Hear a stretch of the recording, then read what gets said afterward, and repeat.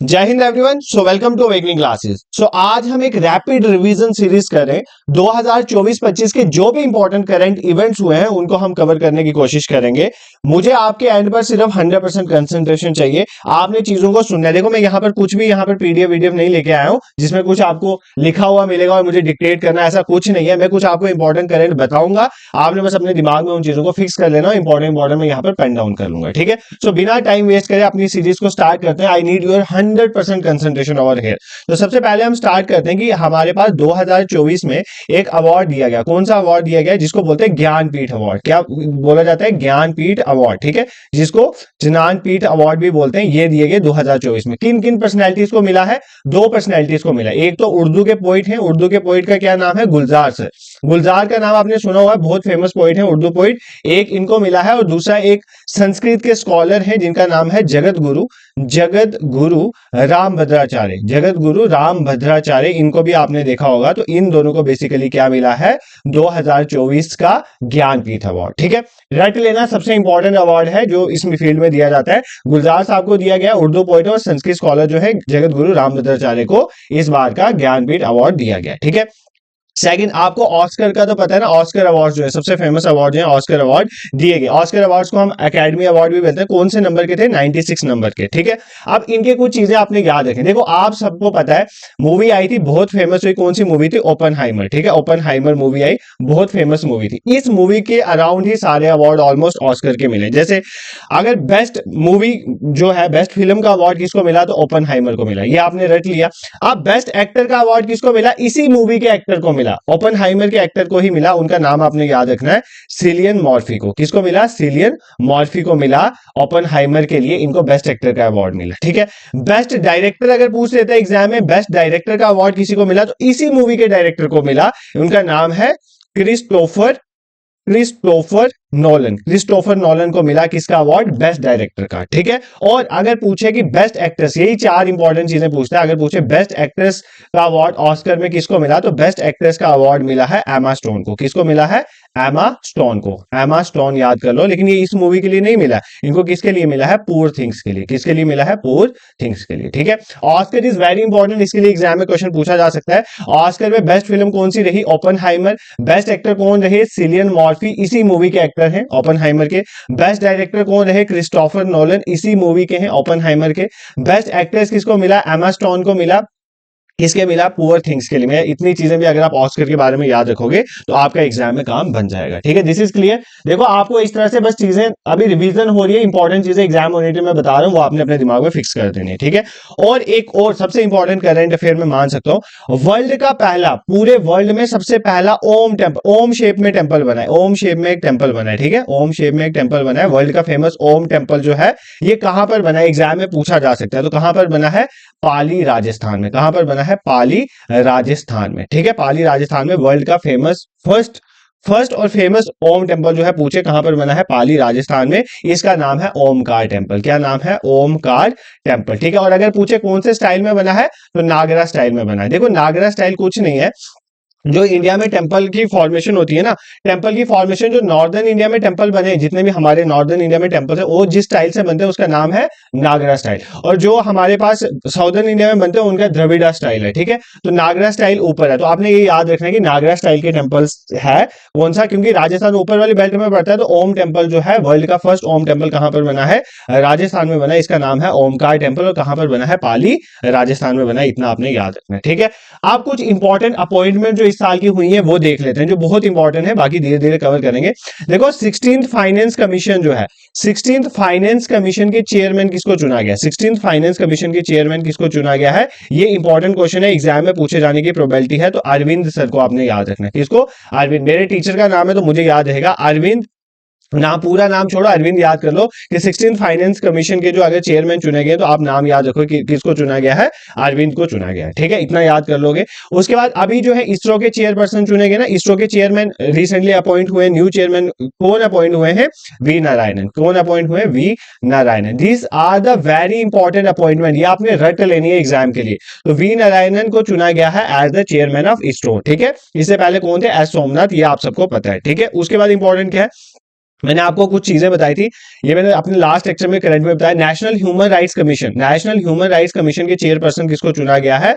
We Rama Subramaniam को, we Rama Subramaniam को चुना गया है as the new chairperson of national human right commission. National human right commission कुछ नहीं, एक स्टैट्यूटरी बॉडी है।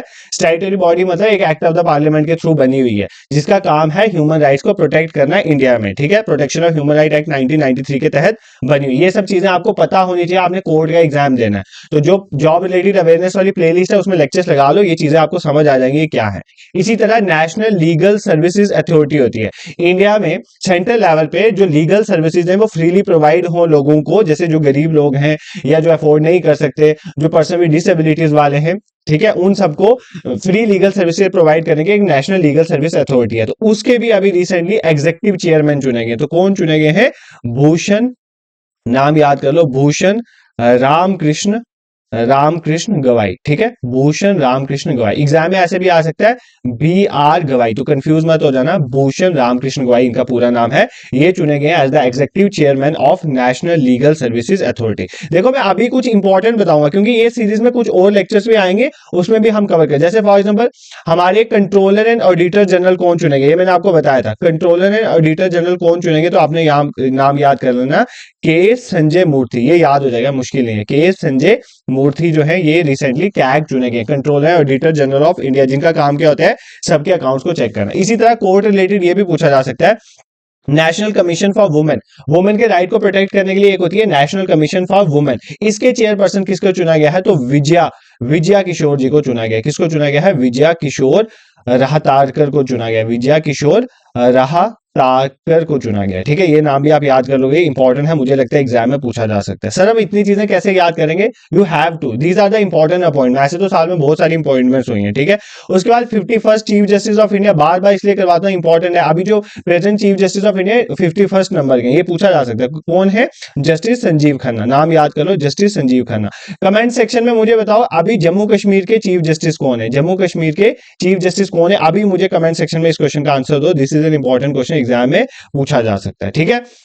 उसके बाद एक इंपॉर्टेंट और अपॉइंटमेंट हुई है नेशनल क्राइम रिपोर्ट ब्यूरो। क्या है? National crime report bureau. इसके चीफ किसको चुना गया है? क्राइम को प्रोटेक्ट करें, क्राइम रिपोर्ट ब्यूरो के चीफ किसको चुना गया है? आलोक रंजन जी को। किसको चुना गया है? आलोक रंजन। मैं वही बता रहा हूं जो बहुत न्यूज में थे और बहुत ज्यादा जिनके लिए पब्लिशिंग हुई थी, उनका नाम आप याद रखोगे। तो आलोक रंजन जी का नाम आप याद रखोगे, ये चुने गए हैं as the national commission report bureau के चेयरमैन चुने गए, ठीक है। अब एक इंपॉर्टेंट है, देखो अभी सुप्रीम कोर्ट में 2 नए जजेस चुने गए, ठीक है। सुप्रीम कोर्ट में 2 नए जजेस चुने गए। सुप्रीम कोर्ट में कितने जजेस? टोटल 34 जजेस including chief justice of India. तो 2 रिसेंटली नए जजेस सुप्रीम कोर्ट में चुने गए, बहुत बहुत इंपॉर्टेंट है, इनके नाम आपको याद रखना है। एक का नाम है एन कोटेश्वर सिंह, नाम याद कर लो, ये एग्जाम में क्वेश्चन दिखेगा। ये रिसेंट जो है अपॉइंटमेंट हुई है सुप्रीम कोर्ट में, ठीक है। एन कोटेश्वर सिंह, और दूसरे का नाम है आर महाधवन, ठीक है, आर महाधवन। ये 2 नाम आपने रट लेना, एन कोटेश्वर सिंह जी और आर महाधवन जी के। अब एन कोटेश्वर सिंह जी के बारे में एक और फैक्ट आपने याद रखना है जो एग्जाम में पूछा जाएगा। पहली बात, ये कहां से हैं? ये बिलोंग करते हैं मणिपुर से। कहां से बिलोंग करते हैं? मणिपुर से। इनके लिए ये इंपॉर्टेंट इसलिए है क्योंकि ये पहले सुप्रीम कोर्ट जज बने हैं मणिपुर से।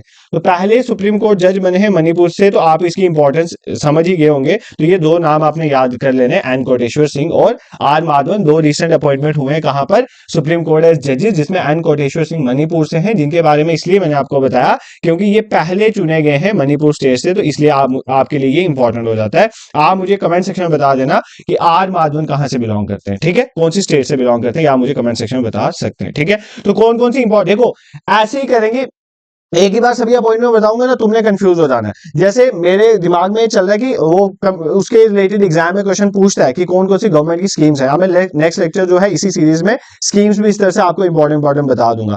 बट कुछ ना कुछ लेक्चर्स में मैं अपॉइंटमेंट वाले सेक्शन रखूंगा, कुछ अवार्ड में मिक्स पढ़ाऊंगा, ताकि आपको एक ही बार अगर मैं सारी अपॉइंटमेंट्स वाले चैप्टर ले आऊंगा तो मैं समझ ही नहीं आएगा कौन सा कौन है। अभी हमने क्या देखा है, 16 फाइनेंस कमीशन के कौन चुने गए चेयरमैन? अरविंद नाम से आपने याद करना, पूरा नाम नहीं, अरविंद से याद कर लो। इसरो के कौन नए चेयरपर्सन चुने गए? वी नारायणन चुने गए। NHRC national human right commission के कौन चुने गए हैं? V Rama Subramanyam. NALSA national legal service authority के कौन चुने गए हैं? भूषण रामकृष्ण गवाई, BR गवाई याद कर लो। क्या कौन चुने गए हैं? संजय मूर्ति जी।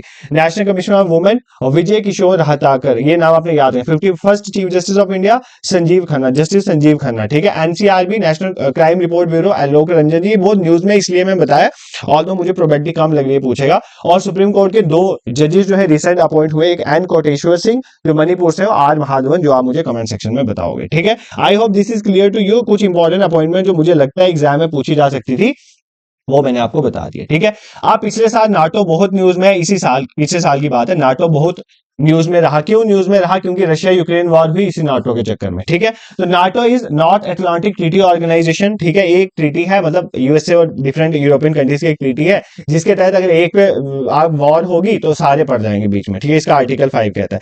आपके लिए क्या इंपॉर्टेंट है? आपके लिए अपॉइंटमेंट इंपॉर्टेंट चीज ये है कि इसके कितने मेंबर है? 32 मेंबर्स है, और रिसेंट इसके 2 मेंबर ऐड हुए थे। एक आपको याद रखना है 31st मेंबर कौन सा ऐड हुआ है और 32nd मेंबर कौन सा ऐड हुआ है, ये आपने याद। 31st मेंबर फिनलैंड ऐड हुआ है और 32nd जो है, मतलब मोस्ट रिसेंट कौन ऐड हुआ है? स्वीडन ऐड हुआ है, ठीक है। ये 2 चीजें आपने याद रखनी है। इस नाटो का हेडक्वार्टर कहां पर है? ब्रसल्स में है। ब्रसल्स इज इन बेल्जियम, ठीक है। कहां पर है? बेल्जियम। ये आपने याद कर लेना है, ठीक है। This is clear. तो कुछ नहीं है, वर्ल्ड का सबसे बड़ा मिलिट्री अलायंस है। अगर एक पे वार तो सब पे वार, ठीक है, मतलब सब टूटेंगे उसमें। तो बेसिकली ये ग्रुप है। आपने जैसे इतना याद रखना है, इसका हेडक्वार्टर देख लो कहां पर है? ब्रसल्स बेल्जियम में। और इसमें कितने मेंबर है? 32 मेंबर है। 31st फिनलैंड है और 32nd जो है स्वीडन है। इतना भी याद कर लोगे तो काफी आपके लिए, ठीक है। नाटो क्लियर है, नाटो में कोई प्रॉब्लम आपको नहीं होनी चाहिए। आई होप नाटो आपको क्लियर हो गया। नेक्स्ट चलते हैं हम। देखो रणजी ट्रॉफी हुई ना, रणजी ट्रॉफी हुई, तो रणजी ट्रॉफी जो हुई 2000 की, 2024 का रणजी ट्रॉफी जो हुआ वो किसने जीता है? हमें बताना है। रणजी ट्रॉफी 2024 का किसने जीता है? तो इसमें चैंपियंस है मुंबई। कौन चैंपियन रहा है? मुंबई जीता है। और मुंबई जीता है किसने? विदर्भ को हराया। बट हराया is not very important. Vidarbha भी एक टीम है, इसके साथ हुई थी रणजी ट्रॉफी। तो इसमें जीता कौन है? मुंबई की टीम जीती है रणजी ट्रॉफी में, ठीक है। रणजी ट्रॉफी क्रिकेट एसोसिएटेड है, क्रिकेट के साथ जुड़ी हुई है। तो कौन जीता है? मुंबई जीता। आपने ये याद रखना है, ठीक है। प्लेयर किसको मिला? प्लेयर ऑफ द सीरीज इसी के एक प्लेयर को मिला है जिसका नाम है तनुष कोटियान। क्या नाम है? तनुष कोटियान। मुझे नहीं लगता ये पूछेगा, बट ये याद करना है। रणजी ट्रॉफी 2024 कौन जीता है? मुंबई जीता है। This is clear. उसके बाद कुछ इंपॉर्टेंट है जो फर्स्ट हुए हैं इंडिया में, वो देख लो। सबसे पहला आपने देखना है इंडिया का पहला मल्टीपर्पस, इंडिया का पहला फर्स्ट मल्टीपर्पस, ठीक है, जिसमें बहुत सारी चीजें होंगी। Green hydrogen pilot project, hydrogen pilot project, ठीक है। पहला हम एक हाइड्रोजन पायलट प्रोजेक्ट लगा रहे हैं। पायलट प्रोजेक्ट होता है जब हम कुछ जगह में किसी चीज को स्टार्ट करते हैं और अगर वो सक्सेसफुल हो जाता है फिर हर जगह पे करते हैं। इंडिया का पहला मल्टीपर्पस ग्रीन हाइड्रोजन प्रोजेक्ट जो है कौन सी स्टेट में हुआ है? हिमाचल प्रदेश में। कौन सी स्टेट में है? हिमाचल प्रदेश में। मतलब इसकी 14 किलो की ग्रीन हाइड्रोजन डेली प्रोड्यूस करने की इसकी कैपेसिटी है। ये नहीं भी याद करोगे चल जाएगा, बट ये याद रखो कि इंडिया का पहला multipurpose green hydrogen pilot project कहां पर है? हिमाचल प्रदेश में। नथपा जकरी हाइड्रो पावर स्टेशन ने इसको इनॉग्रेट किया है, ठीक है। बस इतना याद करो, इंडिया का पहला मल्टीपर्पस जो है ग्रीन हाइड्रोजन कहां पर चल रहा है? काम कहां पर हो रहा है? हिमाचल प्रदेश में हो रहा है। ये आपको याद हो गया होगा, ठीक है। उसके बाद जो है इसी तरह फर्स्ट इन इंडिया में क्या हुआ था? इंडिया का पहला जीन थेरेपी हुई कैंसर के लिए, ठीक है। कैंसर की ट्रीटमेंट के लिए हमने जीन थेरेपी का यूज किया, ठीक है। जीन थेरेपी का यूज किया जिसमें हम कार टी सेल्स का यूज करते हैं। कार टी सेल्स की हेल्प से हमने जीन थेरेपी करी। ये साइंस ओरिएंटेड चीज है, बायोलॉजी में इतना नहीं घुसो, तुम्हारे एग्जाम में इंपॉर्टेंट है। फर्स्ट जीन थेरेपी जो है बेसिकली कैंसर के लिए, ये कहां पर हुई है? आपको याद रखना, आईआईटी बॉम्बे। कहां पर हुई है? आईआईटी बॉम्बे में। इसको इनॉग्रेट किसने किया? हमारी प्रेसिडेंट द्रौपदी मुर्मू जी ने किया था आईआईटी बॉम्बे में। इतना याद कर लोगे, ठीक है, तो काम बन जाए। इंडिया का पहला gene therapy for cancer, India का पहला जीन थेरेपी फॉर कैंसर कहां पर? आईआईटी बॉम्बे में, ठीक है। और इंडिया में फर्स्ट नंबर पे क्या हुआ? देखो, इंडिया में पहली बार एक हाइब्रिड पिच बनाई गई है। हाइब्रिड का मतलब क्या होता है? पिच मतलब वही क्रिकेट वाली पिच है। तो हाइब्रिड का मतलब क्या होता है? किसी भी ग्राउंड की पिच। तो क्रिकेट हाइब्रिड का मतलब होता है जब दो चीजों के मिक्सचर से बनता है कोई चीज, उसको बोलते हैं हाइब्रिड। दो या दो से ज्यादा। तो हाइब्रिड पिच इसलिए इसको बोला जा रहा है क्योंकि यहाँ पर हमने एक तो ऑर्गेनिक नेचुरल भी यूज किया गया है, नेचुरल टर्फ भी यूज किया गया, और उसके साथ हमने पॉलीमर का भी यूज किया गया। मतलब ऑर्गेनिक और पॉलीमर फाइबर दोनों का इस्तेमाल करके हमने पिच बनाई, इसलिए इसको हाइब्रिड पिच बोला जाता है। तो इंडिया की पहली हाइब्रिड पिच कौन सी स्टेट में? हिमाचल प्रदेश में, ठीक है, धर्मशाला में। हिमाचल प्रदेश धर्मशाला में। तो हिमाचल प्रदेश से 2 फर्स्ट में आपने चीजें याद कर लेनी है। नेक्स्ट ये रट लो, 2 कौन सी चीजें याद कर लेनी है? एक, इंडिया का पहला जो multipurpose green hydrogen pilot project जो है ग्रीन हाइड्रोजन के रिलेटेड, वो कहां पर है? हिमाचल प्रदेश में। इंडिया का फर्स्ट जीन थेरेपी कैंसर की ट्रीटमेंट के लिए जीन थेरेपी कहां पर है? ये आईआईटी बॉम्बे में है। और इंडिया की पहली हाइब्रिड पिच जिसमें natural organic as well as polymer जो है यूज किया गया, वो कहां पर है? वो है हिमाचल प्रदेश के धर्मशाला में। ये आपने याद रखना है, ठीक है। नेक्स्ट इंपॉर्टेंट न्यूज में क्या चल रहा था? इंपॉर्टेंट न्यूज में चल रहा था सेला टनल। सेला टनल इस बार बहुत न्यूज में, क्यों? क्योंकि इसने क्या किया? असम को अरुणाचल प्रदेश के साथ ऑल वेदर कनेक्ट कर दिया, ठीक है। ये सेला टनल कहां पर है? अरुणाचल प्रदेश में। पहले तो ये रट लो, कहां पर है? अरुणाचल प्रदेश। किसने बनाया? बॉर्डर रोड ऑर्गेनाइजेशन ने बनाया। किसने बनाया? बॉर्डर रोड ऑर्गेनाइजेशन ने बनाया। इसको पीएम मोदी जी ने इनॉग्रेट करा था। ये बेसिकली सेला टनल क्या कर रहा है? असम के गुवाहाटी को अरुणाचल प्रदेश के तवांग के साथ कनेक्ट कर रहा है, ठीक है। इतना स्पेसिफिकली नहीं पूछेगा, बट आपने ये याद रखना है कि असम को अरुणाचल के साथ कनेक्ट कर रहा है और ऑल वेदर कनेक्टिविटी वहां पर प्रोवाइड कर रहा है। तो हमारी जो मिलिट्री है वो इजिली मूव कर पाएगी, हमारी आर्मी इजिली मूव कर पाएगी और अपने बॉर्डर को हम सिक्योर करेंगे और लोगों को भी फायदा है। तो इसे सेना टनल के बारे में आपने याद कर लेना, ठीक है। This is clear. I hope आपको चीजें समझ नहीं आ रही है। ऐसे नहीं होना चाहिए कि आपको सब ऊपर ऊपर से जा रहा है, ठीक है। जैसे मैंने आज कल व्हाट्सएप में आपको एक छोटी सी क्लिप शेयर करी थी कि उसमें बहुत अच्छे से मोशन के पढ़ाने वाले एक टीचर हैं, फिजिक्स के एनवी सर, उन्होंने बोला था कि एक टीचर को पढ़ाने में क्या क्या क्वालिटीज होनी चाहिए। अब पता नहीं मैं तुम्हारे साथ कितना जस्टिस कर पाता हूँ कि नहीं, मैंने लिखा भी था वहां पर, बट मेरे को यही है कि आपके दिमाग में चीजें घुसनी चाहिए जो मैं बोल रहा हूँ, ठीक है। तो इसलिए बार बार चीजों को मैं आपको रिवाइज भी करवा देता हूँ। और ये मेरा एक अलग यूनिक तरीका अब है करंट अफेयर को पढ़ाने का। इसके दो रीजन है भाई, मैं जेन्युइनली आपके साथ बात करूंगा। पहला रीजन ये है कि जब मैं ऐसे लिखूंगा, तुम सुनोगे, तुम्हारे दिमाग में चीजें बैठेंगे, सिर्फ डिक्टेट करने वाला काम मेरे को नहीं आता है। सेकंड रीजन है, मेरे पास इतना टाइम ही नहीं है कि मैं पीपीटी और पीडीएफ अभी बनाऊंगा, हर टॉपिक को आपको पढ़ाऊंगा। तो ऐसे जितना जल्दी में मेरे से होगा अच्छी तरह से प्रोवाइड करना, आई will try my level best. आप मुझे लेक्चर के एंड में कमेंट सेक्शन में जरूर बताओगे किस तरह से आपको चीजें समझ आ रही है, नहीं आ रही है, कैसे करना है। मैं उसके बेसिस में डिसाइड करूंगा इस सीरीज की कॉन्टिन्यूटी को, ठीक है। नेक्स्ट इंपॉर्टेंट एक इनिशिएटिव है इंटरनेशनल बिग कैट अलायंस। ये तो रट लेना। इंटरनेशनल बिग कैट अलायंस हमने क्यों याद रखना है? क्योंकि इसके हेडक्वार्टर कहां पर है? न्यू दिल्ली में। देखो हमारी जो 7 बिग कैट्स है ना, बिग कैट्स में कौन कौन आ जाता है? हमारे टाइगर, लाइन आ गया, लेपर्ड आ गया, स्नो लेपर्ड आ गया, चीता आ गया, जगुआर, प्यूमा, ये सारे आ जाते हैं किसमें? बिग कैट्स में। इन बिग कैट्स की प्रोटेक्शन के लिए इंटरनेशनल बिग कैट जो अलायंस है ये बनाई गई है, ठीक है। किसने लॉन्च किया है? हमारे पीएम साहब ने ही लॉन्च किया, पीएम मोदी ने ही लॉन्च करा है। इसमें हम क्या करेंगे? जो वर्ल्ड में जो भी सारे जहां पर भी बिग कैट्स पाई जाती है उन सबको कनेक्ट करेंगे, ताकि मतलब हम एक दूसरे को हेल्प करें, ताकि हम बिग कैट्स को प्रोटेक्ट कर पाए। तो इसका हेडक्वार्टर न्यू दिल्ली में, ये आपने मतलब रट लेना है, इसको बोलना नहीं। और कितनी हमारे पास है? 7 बिग कैट्स हैं, इनके भी नाम मैंने आपको बता दिया। This is clear. I hope इसमें तो कुछ इतना नहीं है। अब देखो बोला जाता है कि भारत रत्न पहले बड़ी सालों के बाद 1-2 को मिलता था, बट इस बार 5 भारत रत्न अवार्ड दिए गए। भारत रत्न इंडिया का सबसे बड़ा अवार्ड, ठीक है। तो 5 पर्सनैलिटीज को भारत रत्न अवार्ड दिया गया इस बार का। अब आपको इनके नाम पता होने चाहिए। एक सबसे पहला नाम याद रखोगे, कर्पूरी ठाकुर। कर्पूरी ठाकुर जी को मिला भारत रत्न अवार्ड। ये बिहार के सीएम रहे हुए हैं, ठीक है, इतना आपने याद रखना है। फिर दूसरा लाल कृष्ण आडवाणी जी को मिला। लाल कृष्ण आडवाणी कौन है? ये बेसिकली डिप्टी प्राइम मिनिस्टर भी रहे हुए हैं इंडिया के, बीजेपी के one of the important personalities में आते हैं, तो इनका नाम भी आप याद करोगे, ठीक है। Third is M S. Swaminathan. M S. Swaminathan is responsible for green revolution in India. M S. Swaminathan का नाम तो आप बिल्कुल नहीं बोलोगे, father of green revolution in India भी इनको बोला जाता है, ठीक है। पीवी नरसिम्हा राव जी को मिला, हमारे इंडिया के प्राइम मिनिस्टर हैं पीवी नरसिम्हा राव। नरसिम्हा राव जी को भी मिला, ये भी आपने याद रखना। और किसको मिला? चौधरी चरण सिंह जी को। चौधरी चरण सिंह जी जो है ये भी हमारे इंडिया के प्राइम मिनिस्टर हैं। ये 5th नंबर पे है, 9th नंबर पे है, आई थिंक सो, ठीक है। तो ये आपने नाम इनके याद करा। आपने इंडिया का हाईएस्ट सिविलियन अवार्ड है भारत रत्न अवार्ड, तो आपने याद करना है। इस बार 5 पर्सनैलिटीज को मिला है। एक कर्पूरी ठाकुर जी को, ये सीएम रहे बिहार के। लाल कृष्ण आडवाणी जी को, ये डिप्टी प्राइम मिनिस्टर रहे हुए हैं। और एम.एस. स्वामीनाथन जी को, जो फादर ऑफ ग्रीन रेवोल्यूशन है। और पीवी नरसिम्हा राव और चौधरी चरण सिंह जी जो हमारे इंडिया के एज अ प्राइम मिनिस्टर भी रहे हुए हैं, इनका नाम आपने याद कर लेना, ठीक है। Bharat Ratna is very important, आप बिल्कुल भी नहीं बोल सकते हो, एग्जाम में क्वेश्चन आएगा इसमें से, ठीक है। तो ये देख लेना एक बार। नेक्स्ट, वर्ल्ड का पहला इंपॉर्टेंट हो जाता है ना, वर्ल्ड का फर्स्ट जो है वैदिक क्लॉक।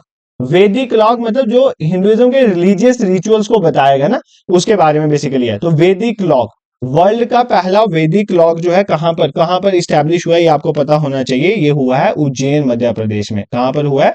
उज्जैन, मध्य प्रदेश में हुआ है। ठीक है, किसने अनवील करा है? प्राइम मिनिस्टर मोदी जी ने ही किया था। तो इसका नाम है बेसिकली विक्रमादित्य वैदिक क्लॉक। क्या है? विक्रमादित्य वैदिक क्लॉक, वर्ल्ड का पहला वैदिक क्लॉक। ठीक है, इसका आपने नाम याद कर लें, बिल्कुल भी आपको नहीं भूलना चाहिए। ठीक है, दिस इज क्लियर, प्रॉब्लम नहीं होगी इसमें, ये आपको दिमाग में आ गया होगा। देखो ऑल दो स्कीम्स मैंने कल पढ़ानी है, बट एक दो मैं आपको बता देता हूँ, ताकि मतलब ऐसे ये ना हो कि मतलब ऐसे बिल्कुल आपको लगे कि नहीं आपका। देखो मैंने आप एक चीज नोट करिए, स्कीम्स में से क्वेश्चन आपको पूछे जाते हैं एग्जाम में, तो स्कीम्स में अच्छे से पढ़ाऊंगा, तो मोस्ट प्रोबेबली कल या परसों स्कीम्स में लेक्चर आएगा। ठीक है, तो देखो एक दो स्कीम्स की बात करें, जैसे फॉर एग्जाम्पल उन्नति स्कीम, अगर एग्जाम में पूछ ले उन्नति स्कीम। देखो उन्नति स्कीम किसके लिए है? उन्नति स्कीम है हमारे नॉर्थ ईस्टर्न रीजन के लिए। किसके लिए उन्नति स्कीम है? नॉर्थ ईस्ट, क्योंकि इसका नाम है उत्तर, क्या नाम है? उत्तर पूर्व। उत्तर पूर्व, उत्तर पूर्व मतलब उत्तर मतलब नॉर्थ, पूर्व मतलब ईस्ट, तो नॉर्थ ईस्ट के लिए बेसिकली इसका पूरा नाम है उत्तर पूर्व ट्रांसफॉर्मेटिव इंडस्ट्रियलाइजेशन स्कीम। मतलब नॉर्थ ईस्टर्न इंडिया में इंडस्ट्रियलाइजेशन करने के लिए, इंडस्ट्रीज को डेवलप करने के लिए, एम्प्लॉयमेंट जनरेट करने के लिए ये स्कीम जो है लॉन्च हुई है। किसके अंदर है? Ministry of commerce and industry के अंदर। ठीक है, ministry of commerce and industry के अंदर है उन्नति स्कीम। किसके लिए? इंडस्ट्रीज की डेवलपमेंट के लिए। और किस रीजन के लिए? नॉर्थ ईस्टर्न रीजन के। डायरेक्टली एग्जाम में आ सकता है उन्नति स्कीम कौन से रीजन के? तो नॉर्थ ईस्टर्न रीजन आपको पता होना चाहिए। ठीक है, इसी तरह एक और स्कीम आई एम युवा स्कीम। एम युवा स्कीम, अब M stand for Madhya Pradesh नहीं हो सकता, एम युवा स्कीम ये यूपी की स्कीम चली है। ठीक है, यूपी गवर्नमेंट ने स्कीम चलाई है जिसका नाम है मुख्यमंत्री युवा उद्यमी विकास अभियान।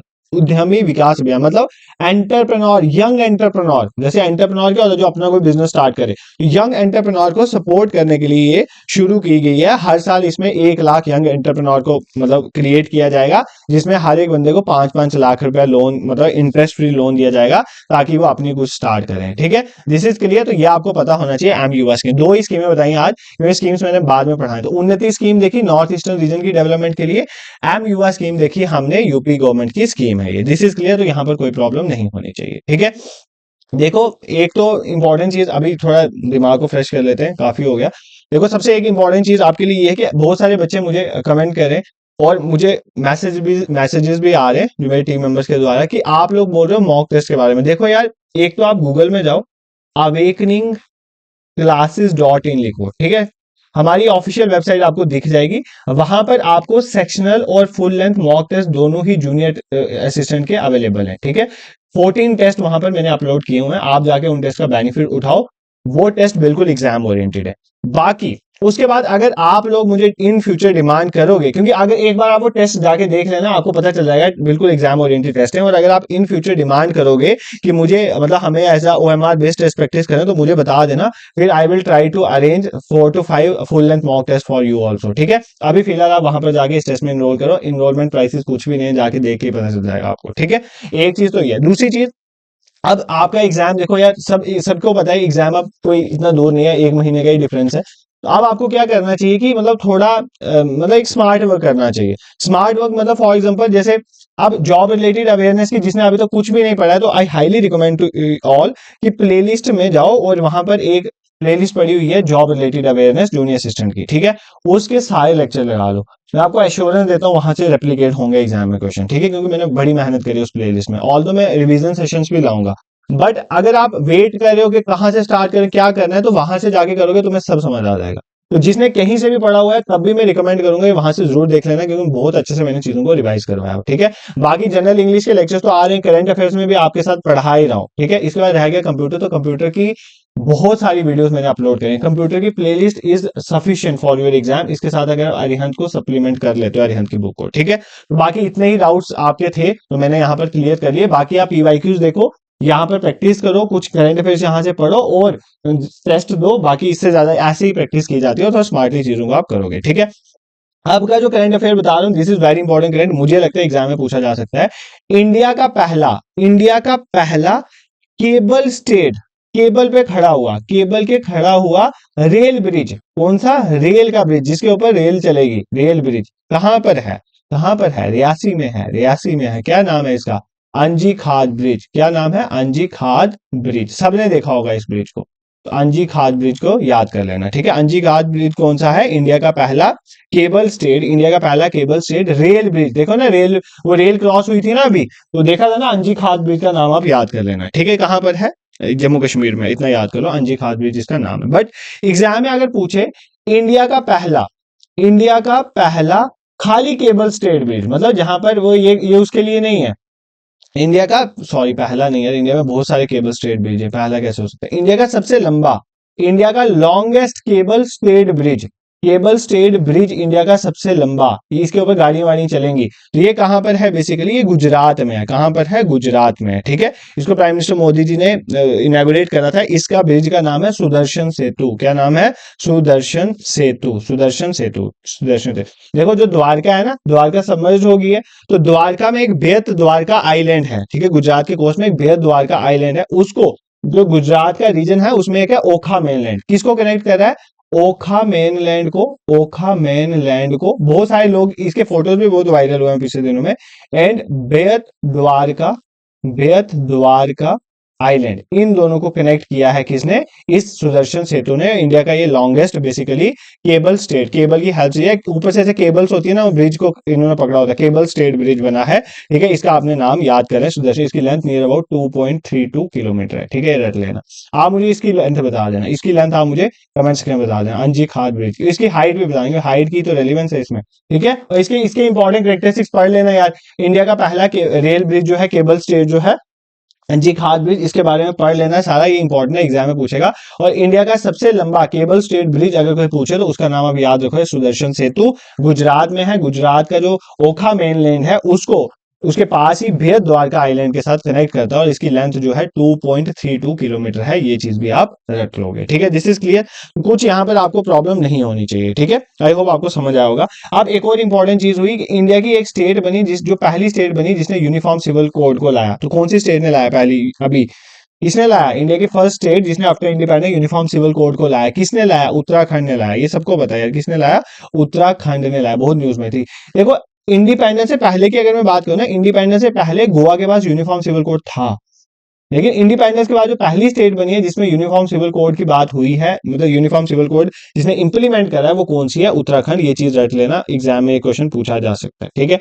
और इंपॉर्टेंट क्या हुआ, देखो कोर्ट रिलेटेड आपको चीफ जस्टिस ऑफ इंडिया का तो आपने पढ़ लिया, but international court of justice act, जो इंटरनेशनल लेवल में सारे डिस्प्यूट को सॉल्व करता है, इंटरनेशनल कोर्ट ऑफ जस्टिस, उसके नए प्रेसिडेंट चुने गए।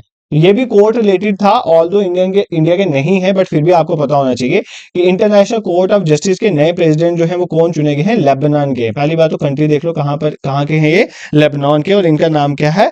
नवाफ सलाम, ठीक है, ये नाम याद कर लो, इंपॉर्टेंट है क्योंकि आपका एग्जाम जो है वो कोर्ट रिलेटेड है, तो ये क्वेश्चन पूछा जा सकता है। नवाफ सलाम जो है लेबनान के हैं, इंटरनेशनल कोर्ट ऑफ जस्टिस के इनको नए प्रेसिडेंट चुना गया है। इंटरनेशनल कोर्ट ऑफ जस्टिस का हेडक्वार्टर कहां पर है? हेग, नीदरलैंड्स में। इसके बारे में मैंने आपको पढ़ाया हुआ है लेक्चर में, ठीक है। अब खेलो इंडिया यूथ गेम्स हुई, खेलो इंडिया यूथ गेम्स हुई, जैसे ऊपर अभी बताया ना आपको रणजी ट्रॉफी के बाद, इसी तरह धीरे धीरे कवर करते चलेंगे स्पोर्ट्स को भी। तो खेलो इंडिया यूथ गेम्स हुई। सबसे पहली बात आपने ये याद रखनी है, कौन सा एडिशन था? 6th एडिशन था। कहां पर हुआ? तमिलनाडु में। तमिलनाडु की 4 सिटीज में हुआ है, वो याद मत करो। कहां पर हुआ? तमिलनाडु में। किसने जीता? महाराष्ट्र ने जीता। तो कौन सी स्टेट ने खेलो इंडिया यूथ गेम्स में टॉप किया? तो महाराष्ट्र ने किया। इन्होंने नियर अबाउट 158 मेडल जीते, जिसमें 57 गोल्ड थे, ठीक है। ये नहीं पूछेगा, एग्जैक्टली फिगर नहीं पूछेगा, बट आपने ये याद रखना है कि इस बार की खेलो इंडिया यूथ गेम्स जो है कहां पर हुई? तमिलनाडु पे हुई। इसका 6th एडिशन था, और किसने जीता? महाराष्ट्र ने जीता है। मेडल टाइम में सबसे ऊपर महाराष्ट्र है, ठीक है। This is clear. तो कोई यहाँ पे प्रॉब्लम नहीं होनी चाहिए आपको। उसके बाद देख लेते हैं, मिस को खुश कर लेते हैं। मिस को खुश करने का मतलब है लड़कियों को खुश कर देते हैं। क्यों? क्योंकि इस बार का जो मिस वर्ल्ड है, मिस वर्ल्ड 2024 का मिस वर्ल्ड जो है वो किसको मिला? ये नाम आपने बताना है मुझे। मिस वर्ल्ड जो है इस बार का किसको मिला? देखो इंपॉर्टेंट इसलिए है, क्यों इंपॉर्टेंट है? क्योंकि इस बार मिस वर्ल्ड 2024 इंडिया ने होस्ट किया था ना, मुंबई में हुआ था, इंडिया ने होस्ट किया, तो इसलिए इंपॉर्टेंट है। तो इस बार के विनर कौन रही है मिस वर्ल्ड 2024 के? इनका नाम देख लो, क्रिस्टियाना प्लिस्कोवा, जो भी है यार, क्रिस्टियाना प्लिस्कोवा। कहाँ की है? चेक रिपब्लिक की। कहाँ की है? चेक रिपब्लिक की, ठीक है, ये याद कर लो, ठीक। इनके बारे में आपने याद रखना है, होस्ट किसने किया है? इंडिया ने। इंडिया के मुंबई में हुआ, तो इसलिए इंपॉर्टेंट था। मिस वर्ल्ड 2024 आपने याद करना, ये टीन है, इनका नाम है क्रिस्टियाना प्लिस्कोवा, ठीक है। जो भी लिखा हुआ यार मुझे पढ़ना नहीं आता, तो इसके बारे में याद कर लेना, मिस वर्ल्ड 2024, ठीक है।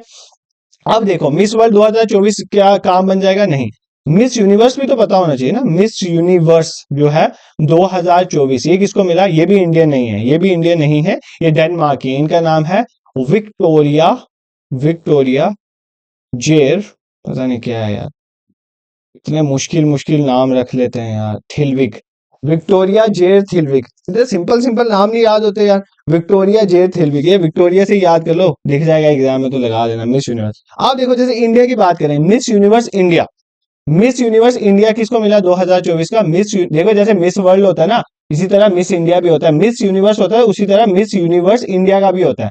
तो मिस यूनिवर्स इंडिया का 2024 में बहुत न्यूज आई थी, ठीक है, बहुत न्यूज आई थी, रिया सिन्हा, ठीक है, रिया सिंघला को मिला था, ठीक है, तो ये आपको पता, आपने सुना होगा, तो इनका नाम भी आप याद कर लोगे, ठीक है। और मिस इंडिया को किसको मिला? मिस इंडिया का अवार्ड किसको मिला था? मिस इंडिया इस बार का मिला था निकिता, निकिता, इनका नाम याद कर लो, निकिता पोरवाल, ठीक है, कहाँ की है? मध्य प्रदेश की, निकिता पोरवाल मध्य प्रदेश की, इनको मिला है, और 2026 के मिस वर्ल्ड है, इसमें ये जाएंगी, ठीक है, पार्टिसिपेट करने के लिए, ये आप याद कर सकते हो। तो क्या देखा हमने? हमने देखा मिस वर्ल्ड जो है 2024 का क्रिस्टीना प्लिस्कोवा, मतलब इतना तो रट लो कि मिस वर्ल्ड भी इस बार इंडिया किसी को नहीं मिला, और मिस यूनिवर्स भी इंडिया में से किसी को नहीं मिला। एक का नाम है क्रिस्टीना मिस वर्ल्ड वाली, और मिस यूनिवर्स से विक्टोरिया, यूवी याद कर रहे हैं, यूवी रेज होती है ना, UV rays, ultra violent rays, universe, miss universe किसको मिला है? विक्टोरिया को मिला, इतना याद करो। और इंडिया में मिस यूनिवर्स रिया सिंघा को मिला है, और मिस इंडिया मिला है निकिता पोरवाल को, इतना आप नाम याद कर सकते हो, ठीक है। तो आई होप आपको चीजें समझ आई होंगी। आज मैंने लेक्चर छोटा सा लिया और कुछ ही चीजें बताई। The reason is that I want you to participate in this series by commenting on the comment section कि आपको कैसा लगा, आपने इस तरह से पढ़ना है या नहीं। इसके बेसिस में आई will try my level best कि रैपिडली मैं चीजों को आपको रिवाइज करवाऊंगा। आज थोड़ी पढ़ाई है, कल ज्यादा लाऊंगा कंटेंट, ताकि आप पहले तो आपका रिस्पांस तो पता चलना चाहिए ना मुझे कि आपको पढ़ना भी है या नहीं, अदरवाइज क्यों मैं ऐसे अननेसेसरी मेहनत करूं, ठीक है। तो दोनों स्मार्ट वर्क करेंगे तो काम बनेगा, ठीक है।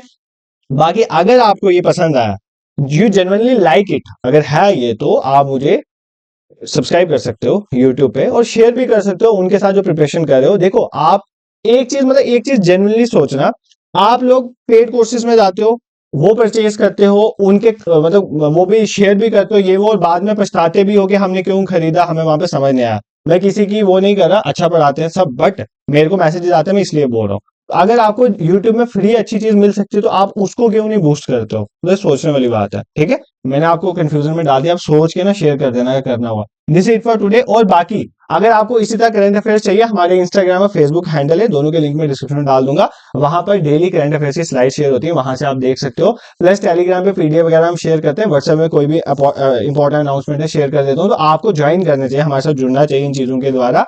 प्लस प्लस प्लस अगर आपको टेस्ट नहीं दिए तो जाके आप इजीली से आप टेस्ट दे सकते हो। बाकी प्लेलिस्ट में जाओ, यूट्यूब में सभी सेक्शंस के फ्रीली लेक्चर्स पड़े हुए हैं, उन लेक्चर्स के जाके बेनिफिट उठाओ। लेक्चर्स इसीलिए बनाए जाते हैं कि आप लोग पढ़ो और उनसे बेनिफिट उठाओ। अगर आप नहीं ले रहे हो तो मेरा इतनी मेहनत करने का कोई फायदा नहीं है, ठीक है। तो बाकी जो मेरे साथ जुड़े हुए हैं उनको भी थोड़ा मोटिवेट किया करो। This it for today, thank you so much for watching, and please comment section में कमेंट करके बताना कि चीजें कैसी लगी आपको और कैसा आप करना चाहते हो आगे। Thank you so much for watching.